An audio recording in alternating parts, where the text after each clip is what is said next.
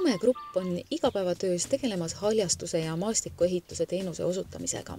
Toimetate te alati aga mingisuguste eriti efektiivsete imeriistadega. Nüüd siis selline käru, mis imet sellega teha saab? Jah, et me oleme üritanud oma töödes nii palju kui võimalik lihtsustada käsitööd, teha kõik mugavaks ja selleks oleme otsinud erinevaid firmasid, kes toodavad midagi sellist põnevat ja huvitavat. Ja viimane asi, mis me nüüd endale soetasime, on elektriline käsikäru, kannatab kuni 500 kilogrammi koormust, et sellega võib vedada nii mulda kui kive. Liivaveos saab ilusti hakkama, näed ise, kuidas on kärul suur koorem liiva peal. 300 kilo kindlasti, liigub kergesti üles mäge, mida ei ole võimalik tavalise käruga teha. Kui selline abimees on olemas, siis on võimalik teha tõsiseid töid. Aaviku Emanda puukoolist tõime kaasa kastmiskoti, mis on hädavajalik neile, kellel kastmisvoolik igale poole ei ulata. Samas aga ka vedelväetise või mis iganes taimeleotise manustamisel on ta imeline. Kui see kott aga täis lasta, siis 80 kilogrammi.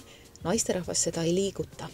Jah, et hõlpsasti saab samamoodi raske 80-kilose koti täis vett mäest üles sokutada ja kasta oma taimi ilma probleemideta. Kas ma saan õigesti aru, et teilt saab neid masinaid teenusena rentida ja ka lausa osta?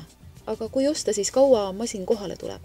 Meie kaudu saab tellida erinevad käruvariante. Tellimiseks ja kauba kätte saamiseks kulub kuskil 2 nädalat. Kärudel on erinevad kastid võimalik peale tellida, nii sileda platvormi kui ka sellise traditsioonilise käru kujuga. Tegu on siis 24-voldise käruga. Ta kestab kuskil 4-6 tundi, kui on väga raske koorem peal ja kui on kergem koorem, siis toimetab sellega vabalt terve päeva ja siis võib jälle panna õhtuks laadima ja hommikul on jälle kõik töö valmis. Me teeme ka teenust, kui kellelgi on huvi, võtke ühendust, veame ühe koorma ühest kohast teise valutult ja kiiresti.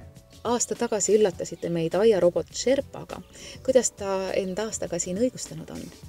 Sellega on igati rahule võinud jääda. Väga palju on meid aidanud ailastustöödel. Näiteks pidime täitematerjali liigutama üle terrassi, et täita seal olemasolevat pinnast. Ja kuna see terrass ei kannata rasket tehnikat, siis jällegi Sherpa tuli meil appi. Laotasime terrassi peale OSB-plaadi ja tegime väikse kaldtee ja saimegi edukalt Sherpa laaduriga sõita sellest üle ja lihtsustada oma tööd, ma arvan, paari päeva võrra. Mõnda aega on teil olnud ka juba kasutuses ka üks võluv peenraservamasin. Kuidas temal läinud on?